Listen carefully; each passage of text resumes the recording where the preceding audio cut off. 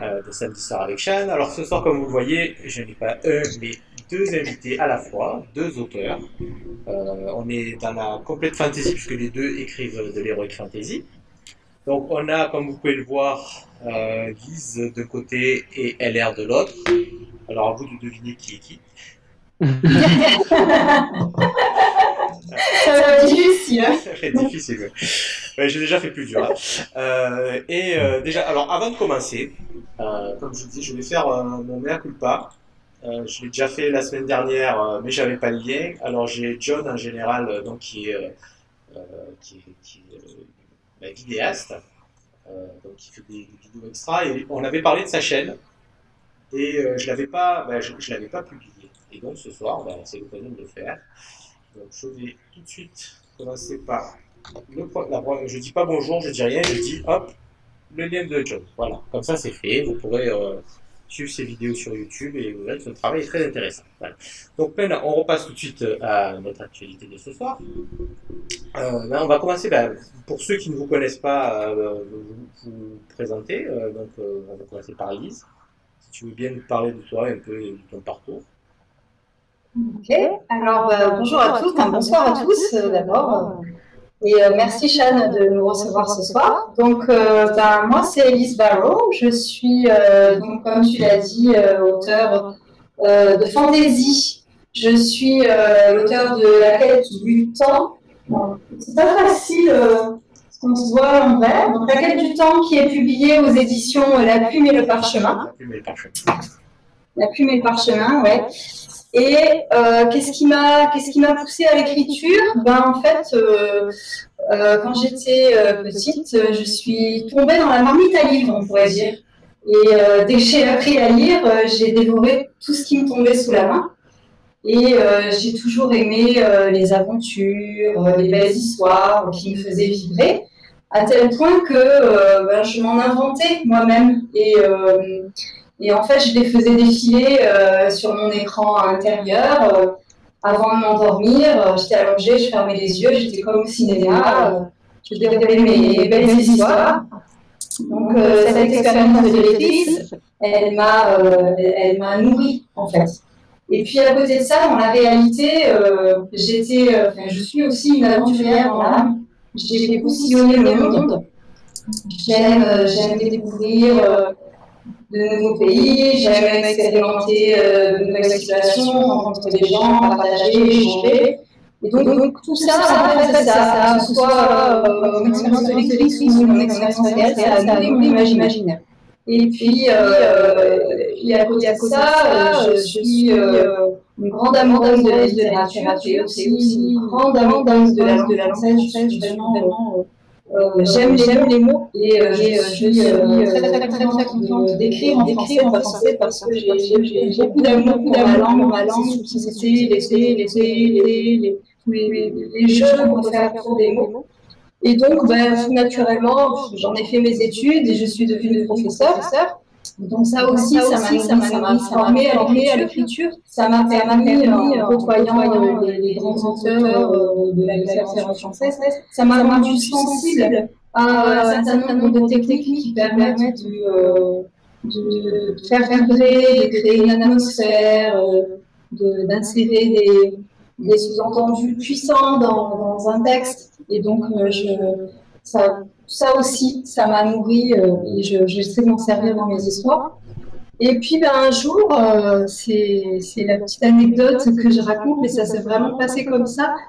Un jour, je me suis levée et puis dans ma tête, j'ai entendu une petite voix qui m'a dit maintenant, ça suffit, tu t'assois, tu écris. Et donc, j'ai écouté ma petite voix, je me suis installée devant mon ordinateur et puis les histoires qui avaient grandi avec moi, elles ont commencé à couler, à se transformer en mots. Et je me suis plus jamais arrêtée en fait. Et voilà, c'est ça qui m'a poussée à écrire La quête du temps. Ouais.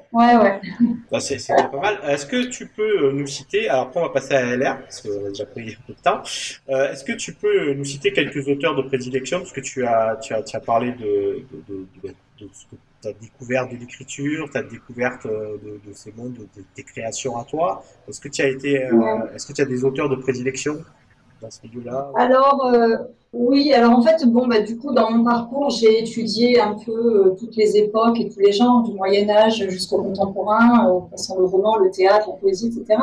Mais dans mes lectures vraiment personnelles, j'ai toujours été attirée par l'imaginaire et particulièrement la fantaisie et la science-fiction. Et le premier auteur qui m'a vraiment marqué, c'est Frank Herbert.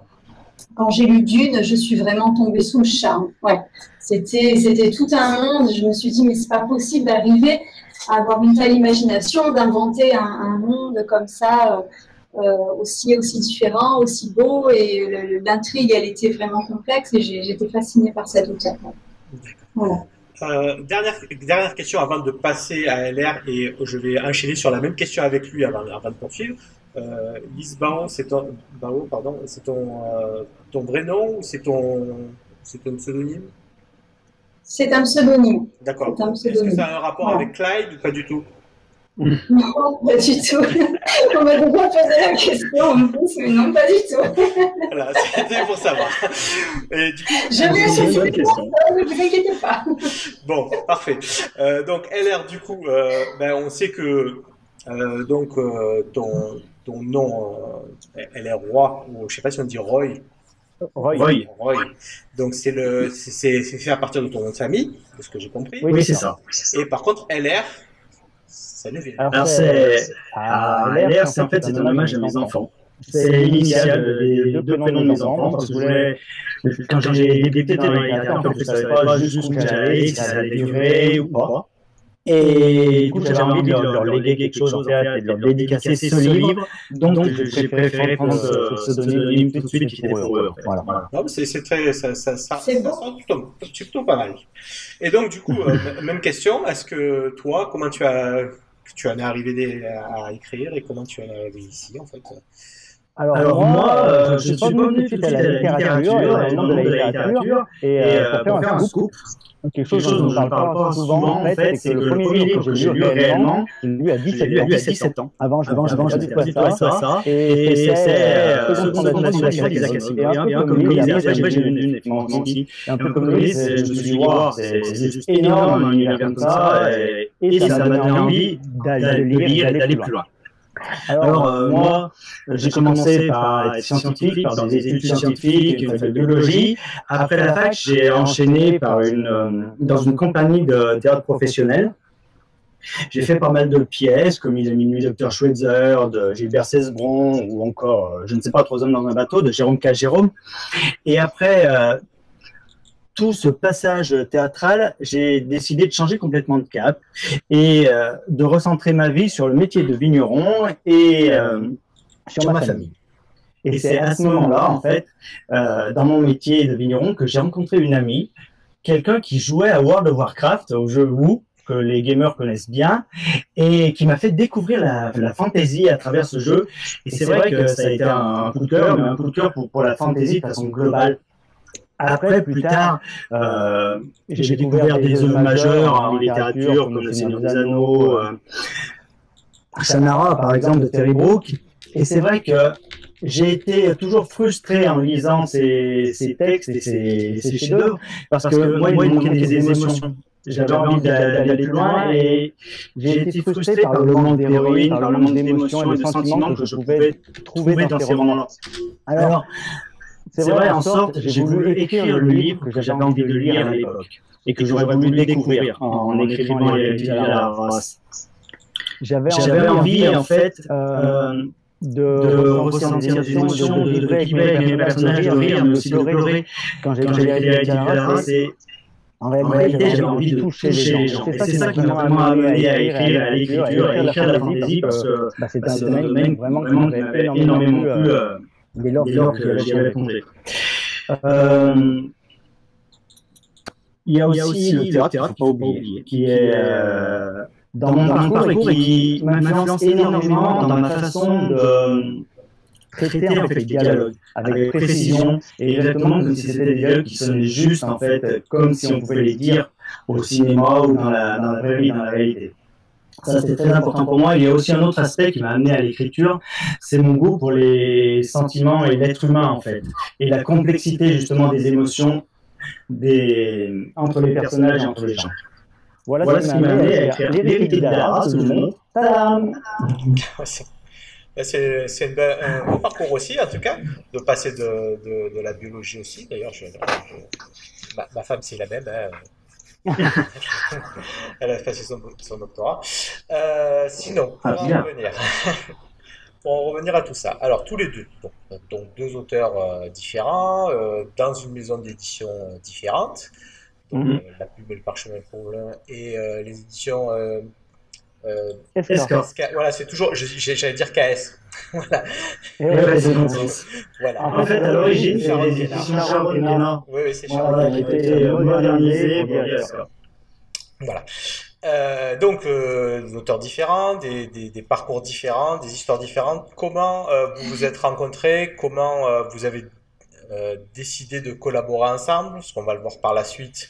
Si je vous ai invités tous les deux en même temps, c'est pas pour me dire tiens, je vais prendre deux auteurs au hasard et je vais essayer de faire quelque chose. Non, c'est qu'il y a quelque chose derrière.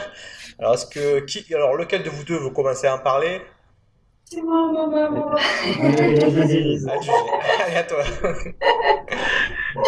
Alors, pourquoi on est ensemble ce soir dans cette émission? C'est parce qu'en fait, on a un projet en commun. Et on a commencé à écrire un roman ensemble. Et pour la petite histoire, qu'est-ce qui nous a poussé à nous lancer dans cette aventure? Il faut savoir que LR et moi, on ne s'est jamais rencontrés.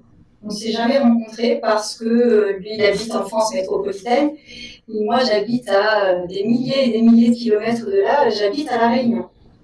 Donc en fait, on s'est rencontrés sur les réseaux et donc sur les réseaux sociaux, on rencontre toutes sortes de gens, chaque jour il y a plein de monde qui passe et puis parfois il y a certaines rencontres qui font sens et ça a été le cas avec LR. Tout de suite on a commencé à discuter, à échanger, à découvrir l'univers de l'un, de l'autre, à partager un petit peu notre expérience d'auteur aussi. Et puis on en est venu à lire nos romans respectifs. Et alors là, chacun de notre côté, ça a été un petit peu le coup de foudre pour le style de l'autre en fait, mais c'était vraiment chacun de notre côté.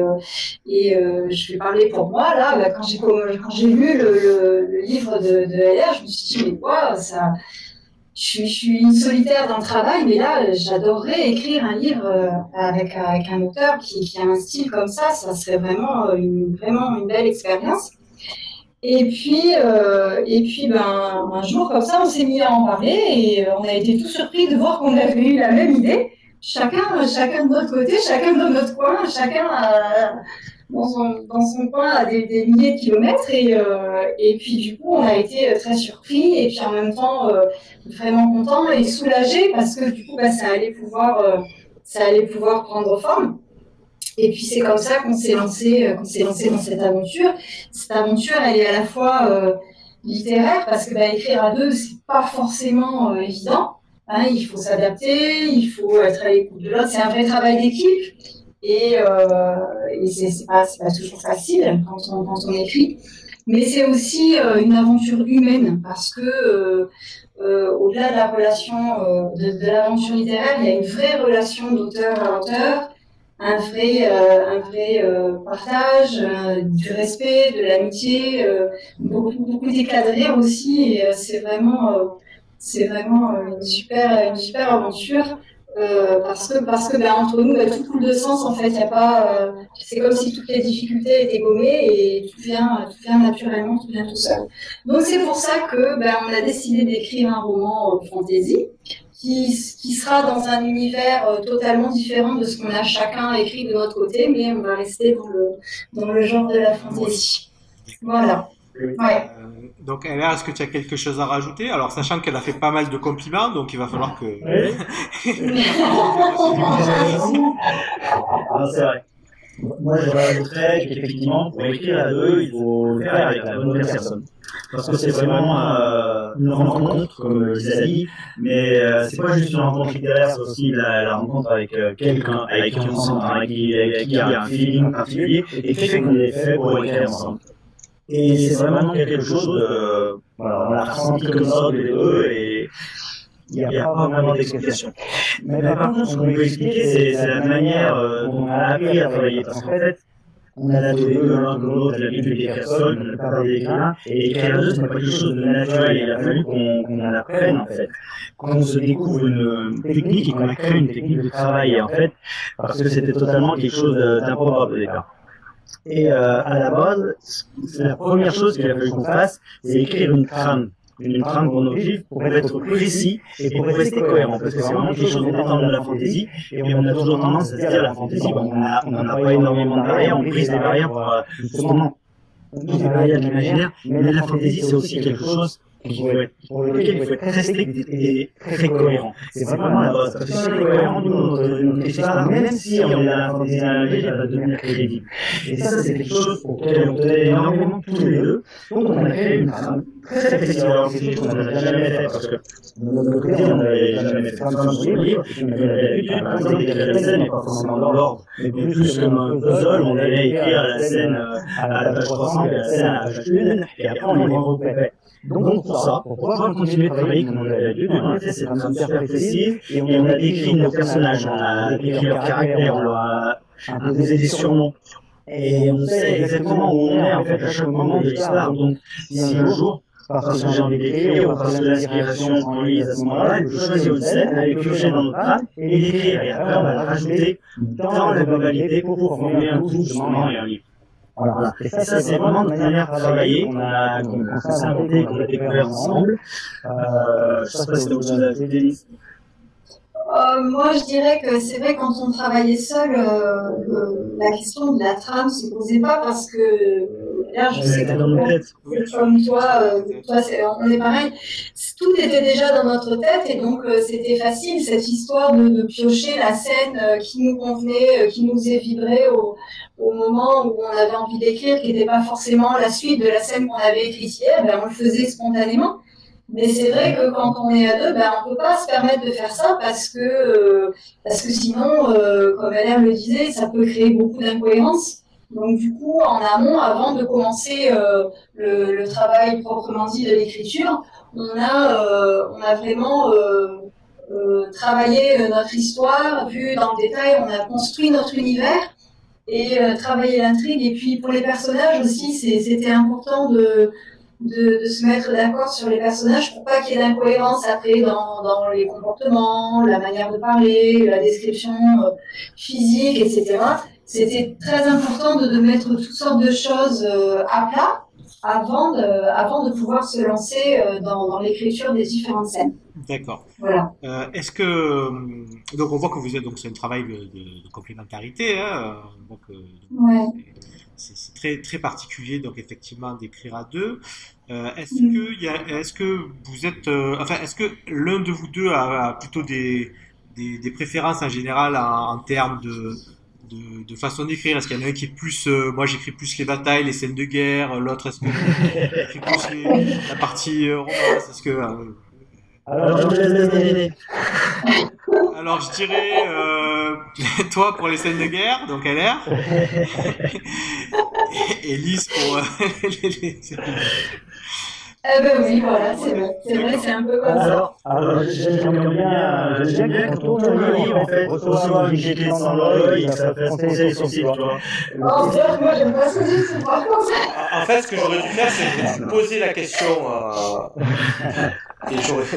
aux gens et on aurait vu ce qu'il en est. Bon, ceci dit, oui, c'est bien de travailler comme ça. Alors, on va continuer dans le travail en lui-même, puisque donc vous n'êtes pas constamment ensemble quand vous écrivez, forcément. Déjà, avec le décalage et tout ça, c'est un peu compliqué de s'organiser. Est-ce que vous avez chacun de vous deux une méthodologie dans votre travail? Je sais pas, est-ce que vous écoutez de la musique? Est-ce que comment vous avez l'habitude de créer en général? Vas-y. Allez, Lise. D'accord, ok. Alors moi, pour écrire, j'ai besoin d'être au calme. Donc je vais pas mettre la musique.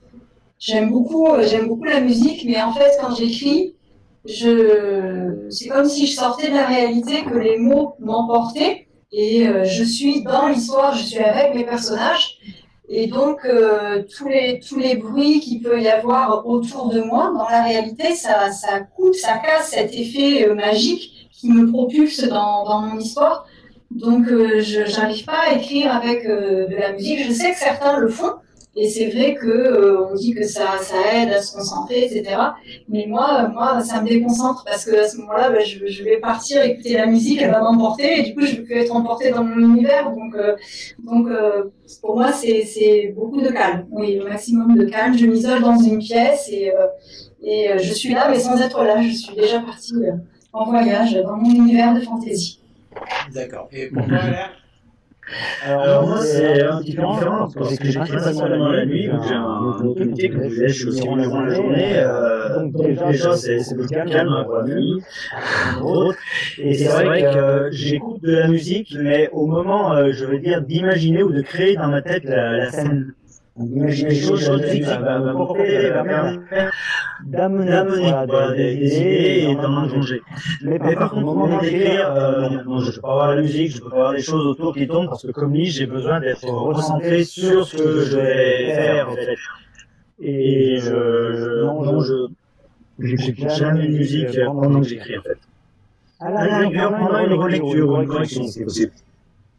D'accord. Bah, chacun a sa méthode, comme on dit. Bah, c'est vrai que la plupart des auteurs que j'ai eu jusque-là ont plutôt tendance à travailler en musique, mais uniquement en général, bah, effectivement, quand c'est des scènes précises pour se créer une atmosphère, une ambiance. Il y en a quelques-uns pour les scènes de bataille qui vont plutôt écouter du hard rock ou ce genre de choses. Oui, ça dépend.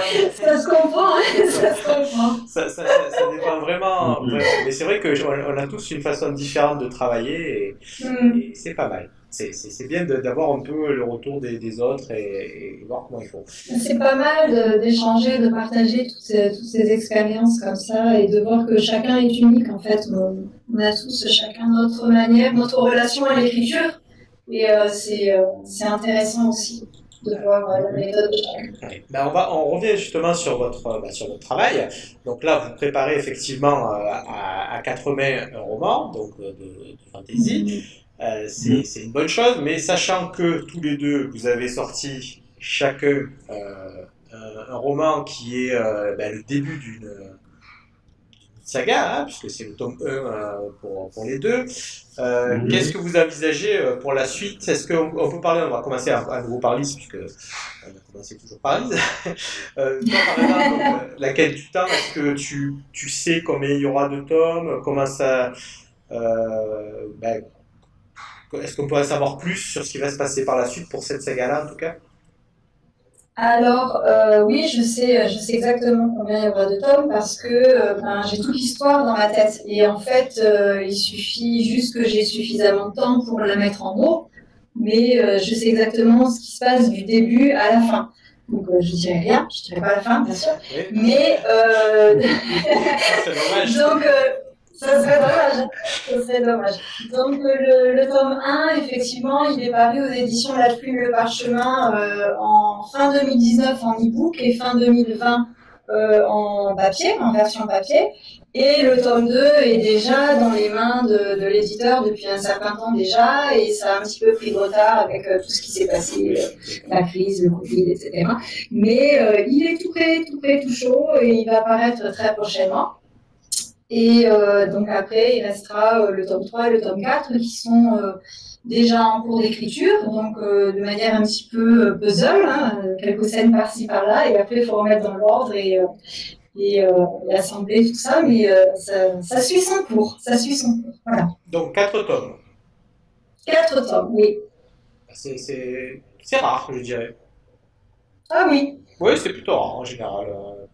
Oui, généralement, c'est vrai, c'est plus des trilogies ou alors des grandes séries de 6. Oui. Voilà, ouais, c'est vrai. Et donc, même question du coup pour LR, est-ce que toi, pareil, est-ce que tu sais déjà à peu près combien il y aura de tomes ou Alors moi j'aimerais bien faire un tome 2, que j'ai déjà en partie dans la tête, voilà, je sais ce qui va se passer en gros, mais en fait c'est vraiment le temps pour l'instant qui manque. Donc je me suis fait des choix, voilà, mon boss a écrit un livre à mes livres, voilà, je me suis engagé là-dedans et j'avance dans ce projet, et voilà, et c'est génial. Mais j'envisage quand même d'avoir un peu sur les réalités de la race, parce que j'ai déjà l'histoire en tête et que ça me dit quand même pas mal. Et puis j'en ai un autre, qui peut être en préparation, que j'avais déjà écrit quand j'étais plus jeune, et que j'ai recommencé à travailler un petit peu, voilà. D'accord. Alors on me dit donc il y a beaucoup de monde sur le, enfin il y a quelques personnes sur le chat qui nous disent alors quand LR part ça fait un écho en fait. Donc il y a un léger écho. Oui. Je sais pas comment faire. Ah, j'ai débranché Le casque et je vais le rebrancher. Oui. Ou alors est-ce que tu as coupé est-ce que tu t'es muté sur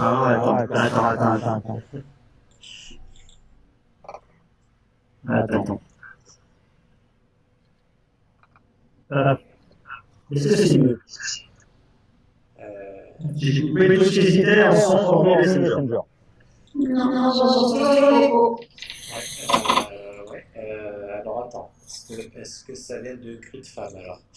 Est-ce que... Tac, vas-y parle. Oui, je peux parler. Ah, c'est l'écho. Non. C'est vrai, il y a des échos?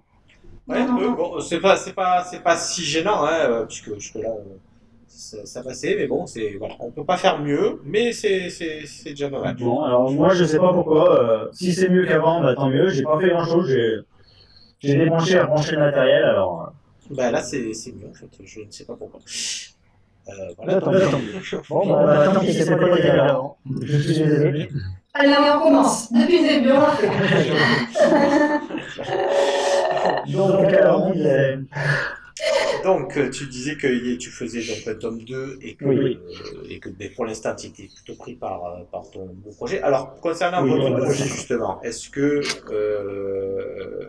vous avez un scoop du genre le titre? Est-ce que vous savez déjà comment ça va s'appeler? Alors là, je réponds pas du tout. C'est vrai qu'on fait ça à la fin en général. On dit, tiens, j'ai mon idée, je fais mon truc, et après on se dit, je vais faire comme ça. Non. Alors par contre, je vais vous raconter une anecdote sur le titre de l'héritier de la race. Parce que ça, c'est la vérité. En fait, j'avais écrit des feuilles, des corrigés, j'avais envoyé mon édition, et j'avais pas de titre. Alors, quand je n'ai pas de titre, je n'avais aucune idée. Donc, je vais faire une sorte de brainstorming un jour avant, j'avais 3-4 titres, j'en ai choisi un, je l'ai mis sur les mails et sur les manuscrits, et je me suis dit, de toute façon, on changera après, ça me laisse le temps d'en revenir. Et puis, j'ai reçu un contrat avec l'héritier de la race. Et je me suis dit, et ça c'est fait. Et du coup, le titre de mon livre, je l'ai pas choisi, je l'ai choisi, c'est pas celui que je vais donner, c'est pas celui que je donne aujourd'hui. D'accord, c'est original. Et de ton côté, Lise, pour le titre, c'est toi qui l'as choisi? Alors, c'est moi qui l'ai choisi, mais c'est pas le titre que j'avais choisi à l'origine. Ah. En fait, quand c'est compliqué. Et en fait, quand je l'ai donné à mon éditrice, j'ai remarqué que il y avait déjà, ce titre-là existait déjà. Il y avait un livre qui était sorti avec le titre que j'avais choisi. Et du coup, elle m'a dit, bah non, il faut changer, trouve autre chose pour la classification, après c'est embêtant, etc. Et donc, du coup, j'ai changé et c'est devenu la quête du temps. Mais finalement, je trouve que c'est encore plus adapté à mon histoire que le premier titre que j'avais choisi. Donc, la vie nous fait faire des choix, des changements, etc. Et puis, on s'aperçoit que derrière, il y a toujours une raison qui fait que c'est mieux comme ça que si on était resté sur notre première ligne droite. Voilà. Ceci dit, pour l'anecdote, j'ai aussi changé le titre de ma saga en cours de route. Donc, comme quoi, les titres, c'est vraiment... Ouais. Donc ça avance. L'heure tourne déjà, c'est déjà pratiquement 22h. Est-ce que... Donc, on va parler, on va continuer avant de parler de reprendre sur ce projet, maintenant que je bégaye, on est mal barré. Est-ce que l'un et l'autre, par rapport à ce que vous avez fait maintenant, est-ce que vous avez, je suis en train de me perdre. Est-ce que vous avez, donc par rapport à ce que vous avez fait jusqu'à maintenant et votre projet commun, comment vous envisagez la suite? La suite de notre projet. Voilà. Par exemple, déjà là, vous allez vous allez travailler ensemble, vous allez finir un roman. Une fois que ce roman sera fini, comment déjà, sachant que vous n'avez pas la même maison d'édition, est-ce que comment vous pensez goupiller le tout, par exemple? Alors, pour la maison d'édition, c'est pas encore. Oui, On ne s'est pas trop posé la question pour la maison d'édition en particulier. Je pense qu'on va d'abord commencer par finir d'écrire le livre et puis on avisera à ce moment-là. Mais par contre, c'est vrai que on a tellement d'idées. On a même trop d'idées, je dirais, pour ce roman. Et on commence déjà à se dire, ça serait bien pour le tome 2 ou pour le tome 3. Je pense que ça va pas s'arrêter aucun seul moment. Et d'autant plus que c'est tellement plaisant. Finalement, ça pourrait sembler extrêmement compliqué et difficile. On pourrait se dire au bout d'un, non, c'est bon, j'ai fait mon expérience, maintenant je retourne à ma petite vie d'auteur solitaire. Mais c'est tellement enrichissant. Et ça se passe tellement bien que il y a de fortes chances qu'on ne s'arrête pas là et qu'on en fasse au moins un deuxième, peut-être un troisième. C'est ça. Moi, j'ai des proches dans mon entourage qui me disent allez, les idées sont bonnes, on y va et on s'arrête plus. Donc voilà. Galère, tu en penses quoi, toi? J'en pensais exactement pareil, et qu'effectivement, il y aura peut-être un troisième, et je sais pas après la suite. Et j'ai pas principe de dire merci, on verra ce qui va se passer. C'est tellement facile et agréable. En fait, je prends beaucoup plus de plaisir à écrire à deux qu'à écrire tout seul. Ça, c'est quelque chose vraiment que je découvre. Je savais pas si ce serait comme ça avant. Et je me sens mieux en tant qu'écrivain à deux.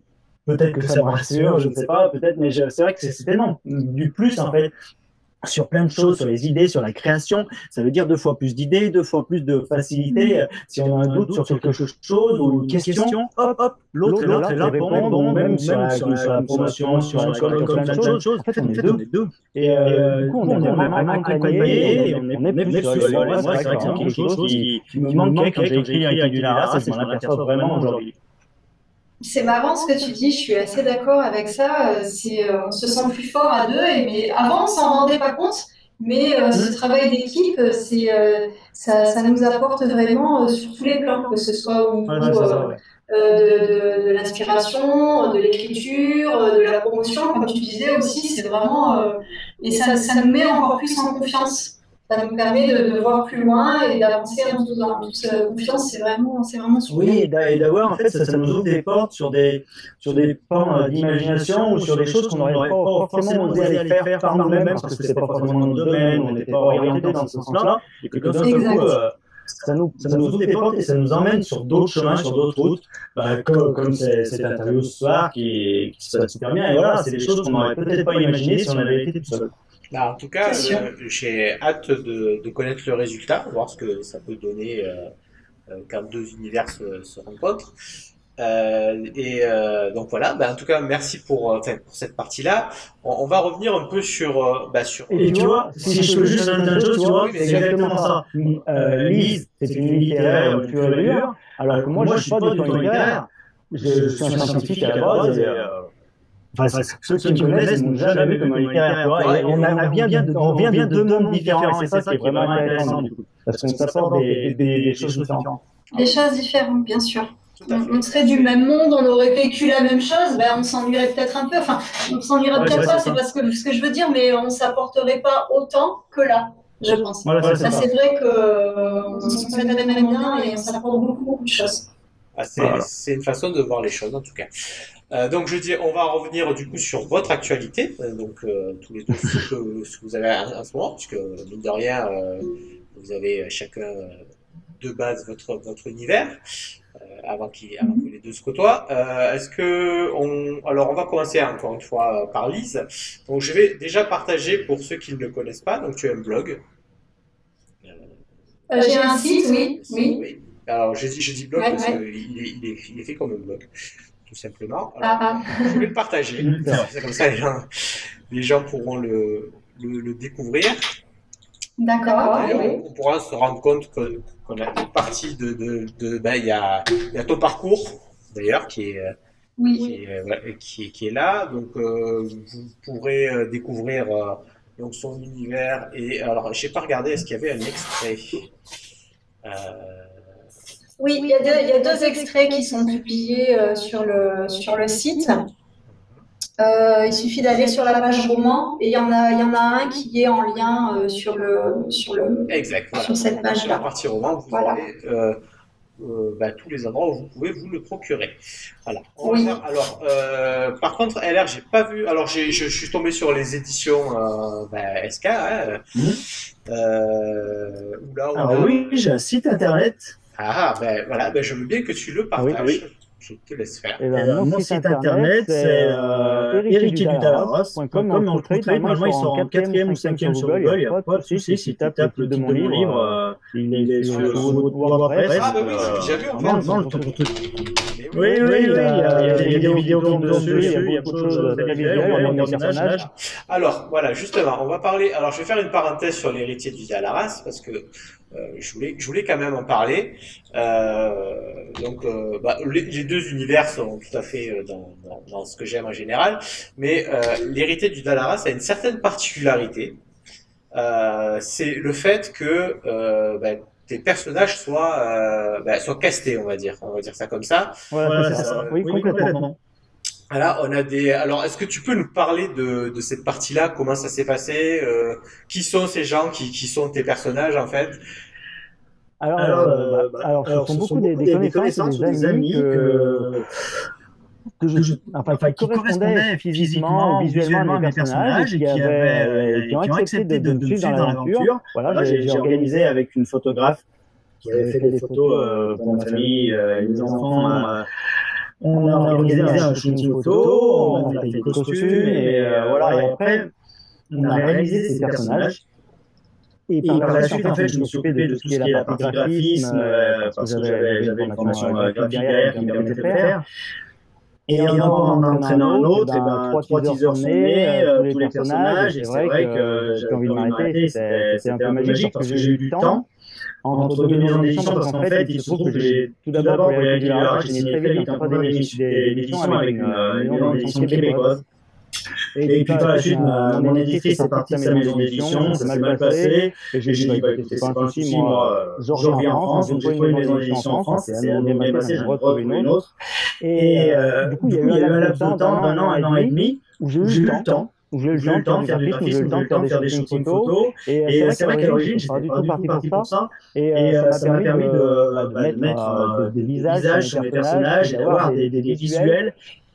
Et d'avoir, que mes personnages ne soient pas seulement de l'encre noircie sur des pages, mais vraiment qui leur donner une existence réelle. Et j'ai trouvé ça vraiment super intéressant et très agréable.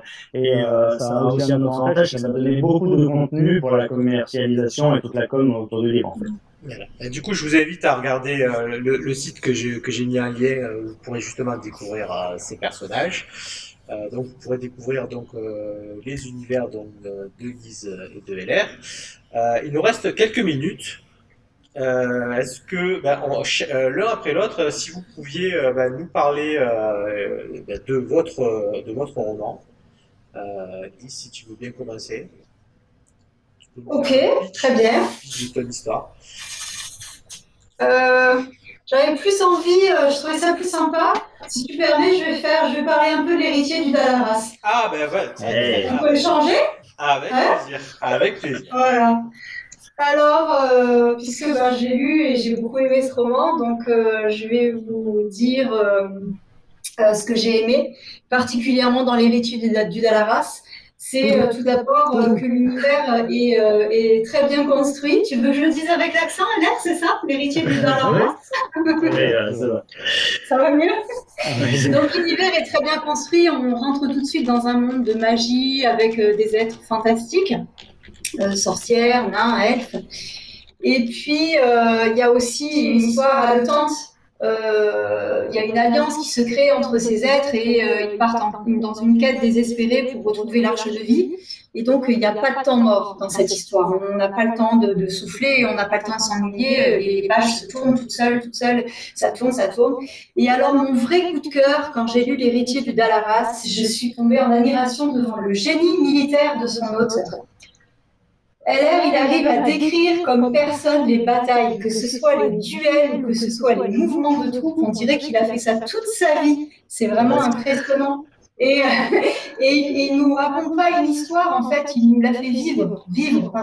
On vibre quand on lit L'héritier du Dalaras. On entend tout. On entend les cris des combattants, on entend les épées qui s'entrechoquent et c'est vraiment impressionnant.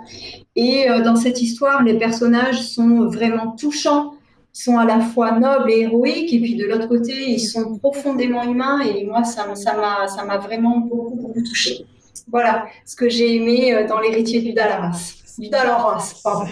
Ah, ça c'est l'accent. Et là aussi, il va falloir faire aussi bien. Ouais. Bah, écoute, oui, c'est un super compliment, et je suis vraiment touché.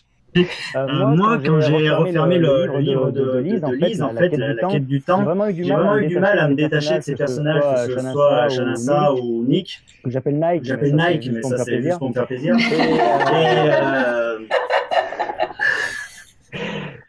Oui, j'ai vraiment eu du mal à me détacher de l'histoire, une fois le livre fermé, j'avais envie d'aller plus loin et de continuer avec ces personnages, parce qu'il m'avait vraiment touché. Et c'était vraiment important, et dans le livre de Lise, en fait, j'ai adoré ce mélange de fantaisie, de guerre, et aussi de romance et de mystère, parce qu'il y a beaucoup de mystère dans le livre de Lise. Et c'est vraiment quelque chose qui caractérise son livre, c'est que on ne sait pas ce qui va se passer, il y a plein de zones d'ombre qu'on découvre petit à petit comme ça. Elle en éclaire une petite, puis après une autre, et on ne sait jamais, on n'arrive pas à deviner réellement ce qui va se passer, ou qui sont les personnages, ce qui leur arrive. Et c'est vrai que c'est vraiment très intéressant, et ça accroche énormément les lecteurs. Moi, ça m'a vraiment accroché. Ce que j'ai vraiment encore plus adoré dans le style de Lise, c'est la qualité de ses descriptions, parce que souvent, j'allais dire l'exemple de Tolkien, typiquement, où pendant 30 pages, il y a des descriptions, et on connaît les adjectifs du mot vert, tous les synonymes, voilà, ce genre de choses. Colline et ballon, on connaît tous les synonymes en 30 pages, voilà. Mais Lise, en fait, a une façon de décrire les choses qui fait que le texte ne devient pas lourd, et on découvre vraiment le paysage en fait qui se crée dans nos yeux, les paysages, les personnages aussi, les villes. Et du coup, dans son livre, il se balade de ville en ville comme ça, à travers des descriptions magnifiques, mais jamais lourdes et qui ralentissent jamais l'action ni le roman. Et ça, j'ai vraiment beaucoup aimé. Et il y a vraiment une intelligence dans la construction du livre, justement, par rapport à ces personnages qui ont une vraie âme, voilà, et qui touchent les lecteurs, parce que elle écrit de la fantaisie, mais justement, comme elle le dirait, pas avec des nains, pas avec des elfes, mais de la fantaisie avec des hommes qui sont vrais, en fait, vrais dans leurs émotions, ou vrais dans ce qu'ils vivent, ou dans leur traumatisme. Et ça, je trouve que c'est vraiment touchant et vraiment très intéressant dans ce qu'elle fait. Merci.